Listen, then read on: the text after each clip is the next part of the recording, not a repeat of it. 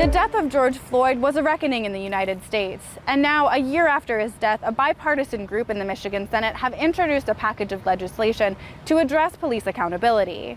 But one police advocacy group says these bills don't fix any real problems.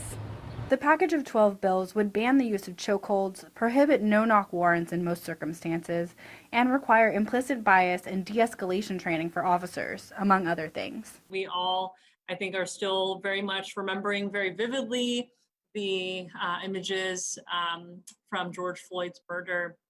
And, with the 1-year anniversary of his death, we wanted to make sure that we are pushing forward some solutions to really get at improving police accountability and transparency. State Senator Stephanie Chang serves as vice chair of the Senate Judiciary and Public Safety Committee.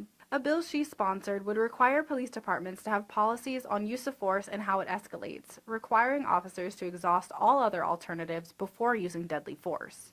Many agencies are already doing this, and it's something that we need to make sure that we are doing statewide. But not everyone is pleased with the reform package. Ken Grabowski, who works as the legislative director for the Police Officers Association of Michigan, calls the bills terrible. If I was an officer and all this passed as is, I would quit. None of the bills are good. Everyone has a flaw.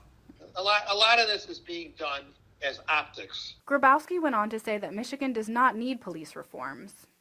Some of these items that they're asking for in legislation, what they should do is direct every department to have a rule and regulation or a policy covering that, not make it an infraction of the law. Chang says, however, there's been a noticeable decrease in police killings in other states that have already adopted these reforms.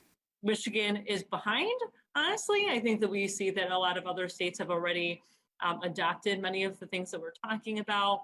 And so we need to make sure that we're, really taking a hard look at, what can we do better? Lawmakers admit these bills won't solve police accountability, but will make a significant difference. Police advocacy groups are not convinced. We'll continue coverage of this story. At the Michigan State Capitol, I'm your neighborhood reporter, Elle Myers, Fox 47 News.